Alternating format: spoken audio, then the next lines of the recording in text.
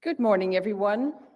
A very warm welcome, and yes, we have to thank S for this ongoing and striving relationship for sure. But I have to start off. I have a certain task here, yes, but I have to start off. I am in awe, and I think everyone who attended yesterday's wonderful event, gorgeous location, I think we're all in awe, at least I am. So many thanks to S for not only the conference, but for this very special opportunity. And I consider this one of also a very valuable part of the conference, of not only having and sharing lectures, ideas, thoughts here in the conference hall, but also socializing, getting the opportunity to meet people personally. So I thank you. And a special thanks to the magician, Anna.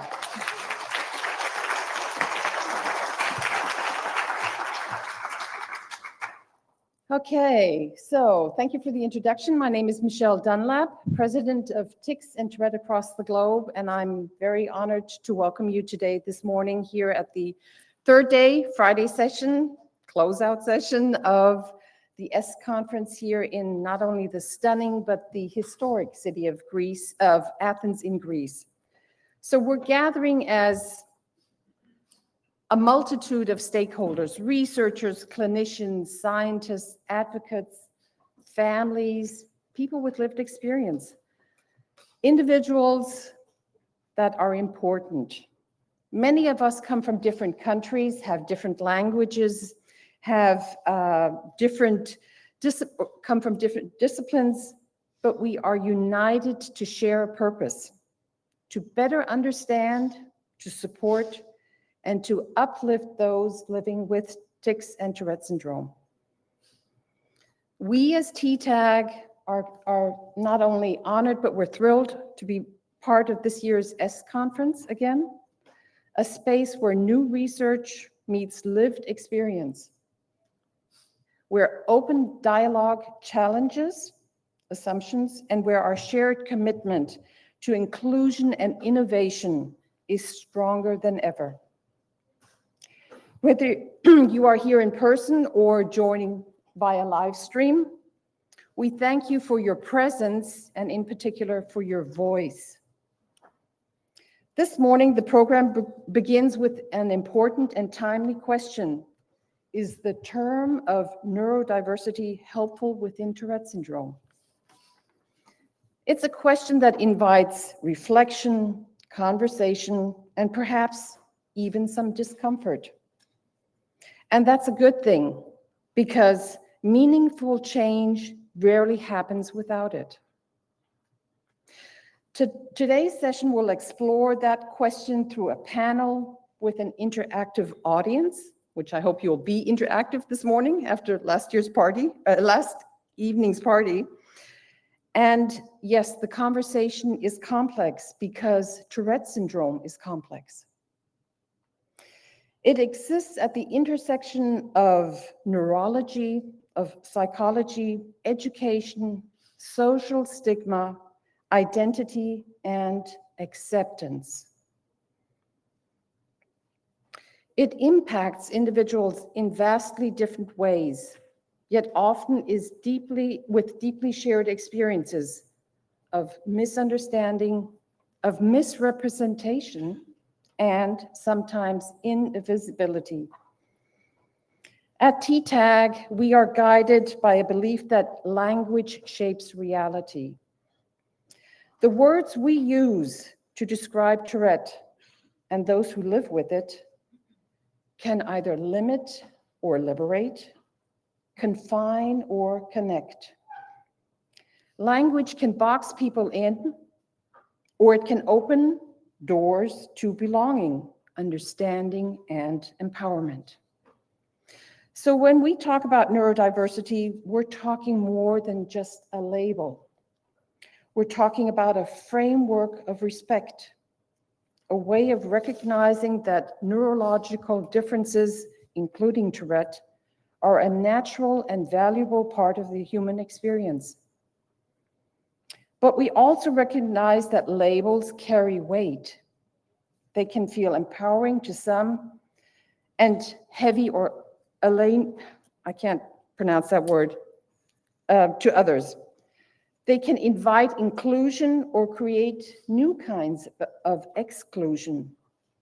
That's why it's critical that we engage with this term, with this conversation, with care, curiosity, and compassion. Because behind every statistic is a human story. And it is through patient associations supported by TTAG, organizations rooted in their communities they serve, that those stories gain visibility, voice, and the power to drive systemic change. When we amplify the voices of patients, when ambassadors, when families and volunteers step forward to tell their truths, research leaves the lab and begins to transform the world. It becomes action, it becomes hope, and most importantly, it becomes dignity for those living with Tourette every day. Let me be clear. True progress does not come from data alone. Data can guide us, but stories lead us. And those stories come from people who carry this condition not only in their bodies, but also in their hearts. People who live with it, who teach us through their daily lives what resilience, humor, strength, and complexity really means.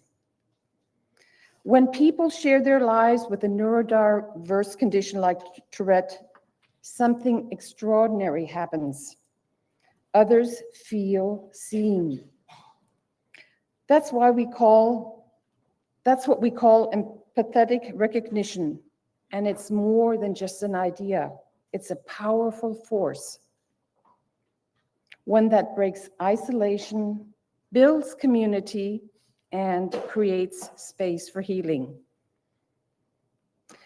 That's why awareness and education are not just outward effects or efforts.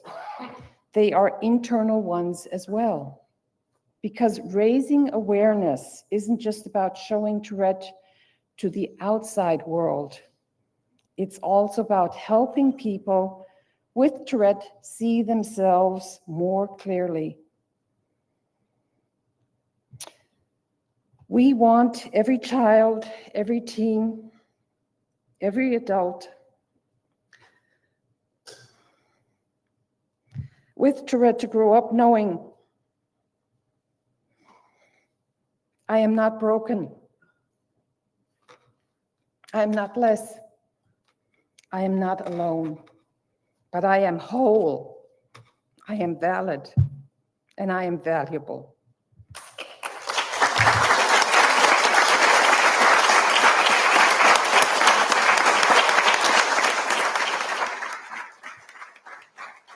Even in the absence of a cure or a full understanding of the neurological roots, we want people with Tourette to know that they matter now and that they are not waiting to be fixed.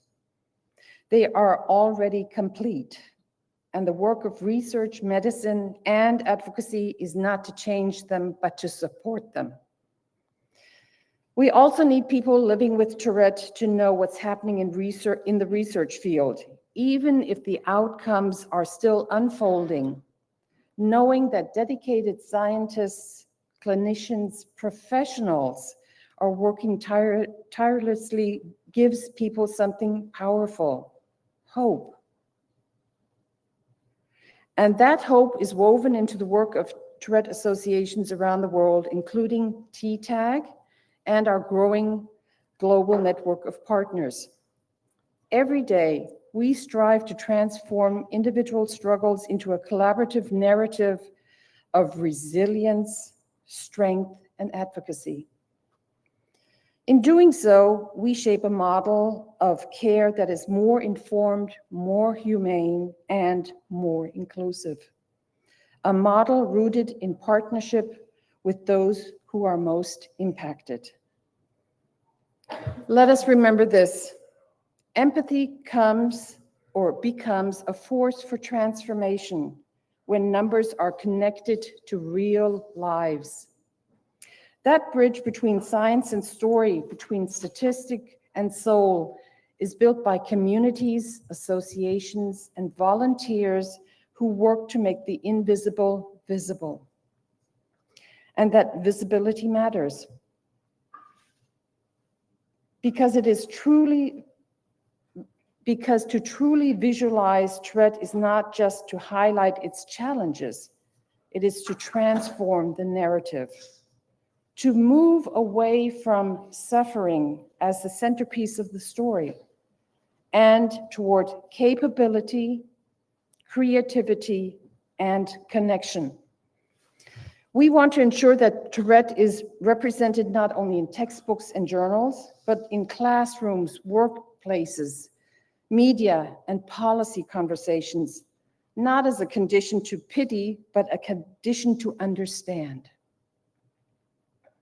That transformation begins in the words we choose, the stories we share, and the spaces we create. Because real inclusion is not achieved by simply mentioning people. It is achieved by recognizing them as protagonists of their own lives.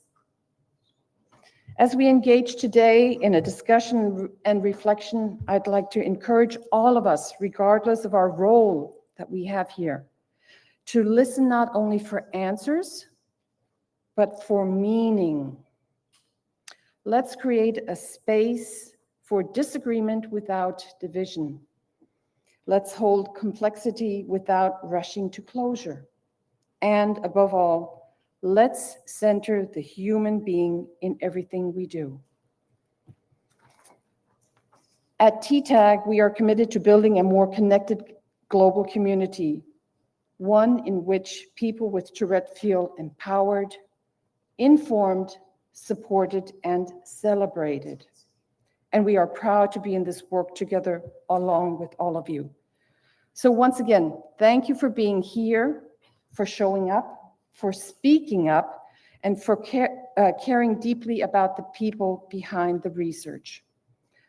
So let's begin this session about Tourette and neurodiversity with open minds, compassionate hearts, and shared beliefs that progress begins with recognition, respect, and real conversation.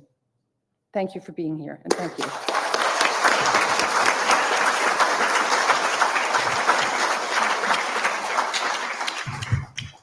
And if I just may add as a quick line, TTAG is always open for any new members, professional members. If you are interested, if you would like to have a conversation, we have a table outside, and we're more than happy to start the conversation with you. So thank you very much.